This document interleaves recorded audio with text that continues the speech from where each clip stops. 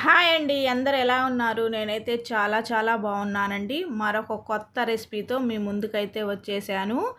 ఇంట్లో ఎలాంటి కూరగాయలు లేకపోయినా నోటికి కారంగా రుచిగా తినాలనిపించినప్పుడు రెండే రెండు ఉల్లిపాయలు ఉంటే చాలండి, ఈ కర్రీ అయితే తయారు చేసుకోవచ్చు. పలావ్లోకి రోటీలోకి అయితే చాలా బాగుంటుందండి. రండి, ఈ కర్రీని నేను ఎలా తయారు చేశానో చేసి చూపిస్తాను. ముందుగా రెండు పెద్ద ఉల్లిపాయల్ని తీసుకుందామండి. మరి సన్నగా కాకుండా ఇలా మీడియం సైజులో కట్ చేసేసుకోవాలి.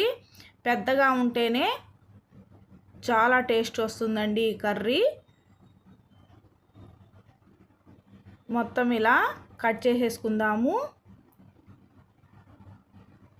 చూడండి, ఇలా కట్ చేసేసుకుంటే సరిపోతుంది. ఇలా ముక్కలు పెద్దవిగా ఉండాలి.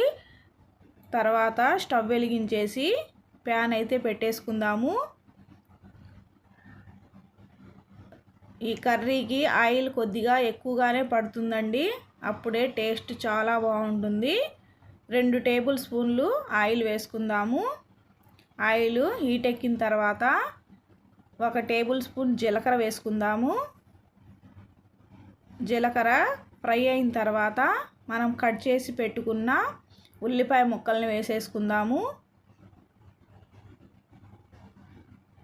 వేసుకొని దోరగా వేయించుకుందామండి. మరీ నల్లగా వేయించుకుంటే కర్రీ టేస్ట్ పోతుంది, అందుకని ఇలా దోరగా వేయించుకోవాలి. తర్వాత 2 పచ్చిమిరపకాయలు సన్నగా చీల్చి వేసుకుందాము.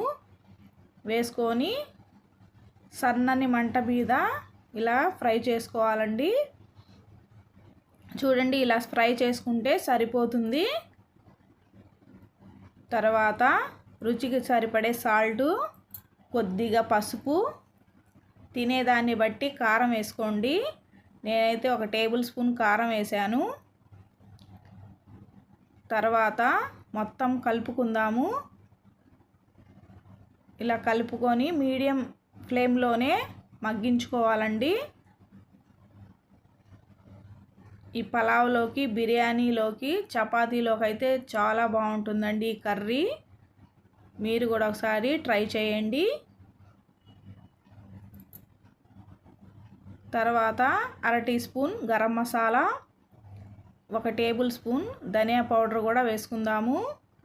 వేసుకొని మొత్తం కలిసేటట్టుగా కలుపుకుందామండి. చూడండి, చక్కగా ఇలా మగ్గించుకుందాము. తర్వాత ఒక చిన్న గిన్నెతోటి పెరుగు కూడా వేసుకుందామండి. పెరుగు వేసుకొని ఒక 2 నిమిషాల పాటు మగ్గించుకుందాము. ఈ పెరుగులో ఈ ఉల్లిపాయలు మగ్గితే చాలా టేస్ట్ వస్తుందండి, చాలా బాగుంటుంది కర్రీ. చూడండి, చక్కగా మగ్గిపోయింది. తర్వాత అదే గిన్నెతోటి కొద్దిగా నీళ్లు కూడా పోసుకుందాము. పోసుకొని 2 నిమిషాలు మగ్గించుకుందాము. ఆయిల్ పైకి వచ్చేంత వరకు ఇలా ఉడికించుకుంటే సరిపోతుంది. తర్వాత సన్నగా కట్ చేసుకున్న కొత్తిమీర కూడా వేసేసుకుందాము. వేసుకొని 1 నిమిషం పాటు ఇలా ఉడికించుకుంటే సరిపోతుందండి. కర్రీ అయితే రెడీ అయిపోయింది. చపాతీల్లో కానీ పులకాల్లో కానీ చాలా బాగుంటుందండి. సర్వింగ్ ప్లేట్లోకి అయితే తీసేసుకుందాము.